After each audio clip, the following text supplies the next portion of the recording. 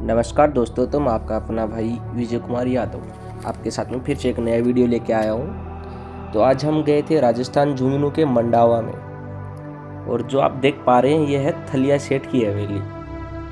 इसके अंदर का हम आपको व्यू दिखाएंगे। जो बाहर रखी हुई जो पूरी पुरानी वस्तुएं हैं, पुरानी जो कलाकारी है इनकी हवेली की जो डिज़ाइन है, पुरानी जो कलाकारों के द्वारा बनाई गई जो पेंटिंग्स है, ये सब चीज़ें आपको हम दिखाने वाले हैं। अभी जहाँ पे हम खड़े हैं वो है इस हवेली का फर्स्ट चौक। इस हवेली में टोटल 4 चौक हैं। जैसा आप देख पा रहे हैं इस हवेली में 4 चौक हैं।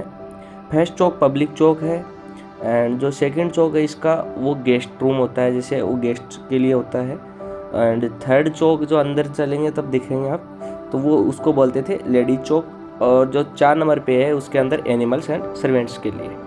ठीक है, तो आप देख पा रहे हैं अभी हम खड़े हैं पब्लिक चौक पे, और ये इस थलिया सेठ जी की हवेली का बाहर का व्यू है। तो आप देख सकते हैं इसको अच्छे से। फर्स्ट एंट्री में हम देख पाएंगे कि 2 तरफ में इसमें गेस्ट रूम है, जो दोनों साइड में बने हुए हैं, दोनों साइड के गेस्ट रूम है। ये फर्स्ट एंट्री के लिए जो मैं बोल रहा था कि दूसरा चौक है वो गेस्ट रूम है, जैसे गेस्ट चौक है वो यही है। तो इसमें आप देखिएगा कि इसके अंदर दोनों साइड में बने हुए हैं, और बाहर जितनी भी है सामान रखा हुआ है, ये पुराना सामान है। उस टाइम पे कैसे कैसे क्या क्या चीज़ें काम में लेते थे, क्या क्या वस्तुएं होती थी, पुरानी चीज़ें जो भी हैं वो आप अच्छे से देख सकते हैं। ठीक है,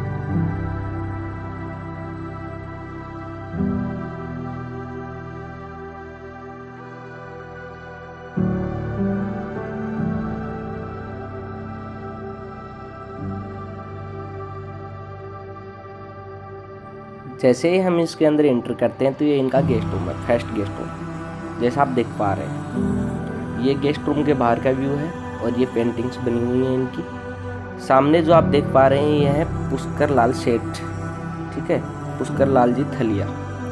इस हवेली के जो फर्स्ट ओनर थे वो थे सेठ स्नेहराम रेडिया थे, और उन्हीं की ये हवेली थी। इसके बाद में इन्होंने पुष्कर लाल थलिया ने इस हवेली को लिया था, और जैसा हमारे को गाइड ने बताया था उसी तरीके से मैं आपको बता पा रहा हूँ। ये जो आप देख पा रहे हैं सामने जो झांकियाँ हैं, यहाँ पे क्या होता था कि बड़े बड़े व्यापारी आते थे व्यापार की बातचीत करने के लिए, और वो बातचीत करते थे यहीं पे बैठ के। और उसी के साथ में रात को जो प्रोग्राम चलता था, डांस प्रोग्राम मान लीजिए, कुछ भी कीर्तन वगैरह चलते थे, तो वो इसी रूम के अंदर चलते थे, गेस्ट रूम में। जो सामने आप खिड़कियाँ देख पा रही हैं उसके अंदर से जो यहाँ इस हवेली में रहने वाली लेडीज़ होती थी, क्योंकि राजस्थान में जो पर्दा प्रथा चल रही है, जिसके कारण से जो लेडीज़ होती थी वो इन खिड़कियों से ही देखती थी। जो अभी आपने देखा है खिड़की के ऊपर जो रेड कलर के जो गिलास लगे हुए हैं उनको बोलते हैं बेल्जियम ग्लास।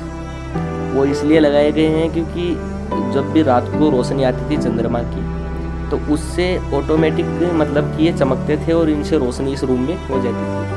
ठीक है, अभी जो आप बेड देख पा रहे हैं, जो ये चारों तरफ से सेम आकृति का होता था, और ये जितने भी उस टाइम पे काम में लिए जाने वाले आभूषण होते थे, जो मतलब कि गेट्स के पिंदे होते थे, गोटी होती थी, क्या क्या चीज़ें हैं जो आप अच्छे से देख पा रहे हैं।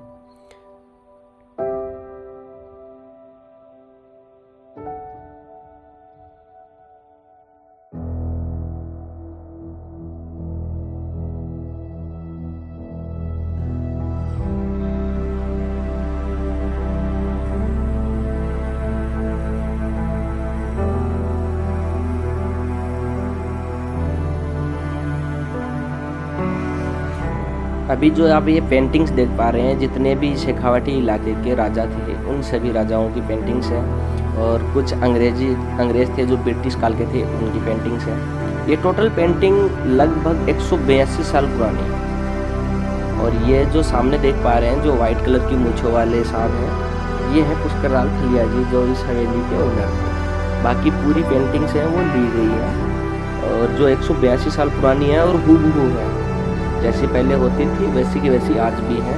इन पेंटिंग्स में कोई फ़र्क नहीं आया, आज भी वैसी की वैसी ही दिखती है, सेम टू सेम। और आप देख पा रहे हैं जो बेड है ये चौकोर होता था,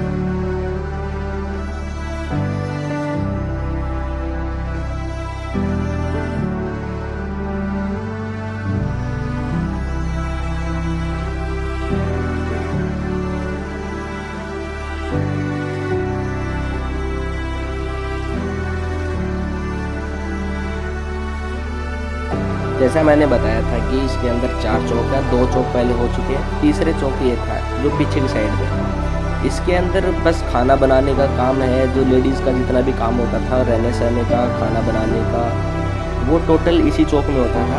इसके अंदर जेंट्स का आना अलाउड नहीं था। और अभी जो फेस्ट में आप देख रहे थे, एक भाई एक खिड़की से देख रहा था, तो वो खिड़की का मतलब भी यही था कि उस खिड़की से मतलब कि लेडीज़ कोई भी अगर जेंट्स आता भी था तो उसको देख पाते थे अच्छे से, उसको अच्छे से देख पाते थे कि हाँ कौन आ रहा है और कौन नहीं आ रहा है, जेंट्स के बारे में उससे पता लग जाता था। इसके अंदर अभी हम आए हैं जहाँ पे ये है किचन, उस टाइम का किचन है। तो किचन के अंदर देखिए जो नीचे रखे हुए पत्थर से हैं वो है सिलोटा मिर्ची बांटने के लिए, ये है तवा रोटी रखने के लिए। जो नीचे देख पा रहे हैं ये सिलोटा पत्थर बोलते हैं, जिसपे मिर्च बांटते थे पहले, लाल कलर की मिर्ची। इसको हम बोलते हैं ओखल मोसल, जिससे राजस्थान के अंदर चूरमा कूटा जाता है। जैसे दाल बाटी चूरमा फेमस है हमारे राजस्थान का, तो वो उखल के अंदर ही कूटा जाता था। उस टाइम का ये चूल्हा है। और अभी जो देख पा रहे हैं ये है बेलन। अभी बेलन है, ये उस टाइम की है कि आप देख लीजिए 182 साल पहले का बेलन है। इसका मतलब वेट आप कम से कम आप खुद जाके देखेंगे तो वेट इसका 2 से 2.5 kg है।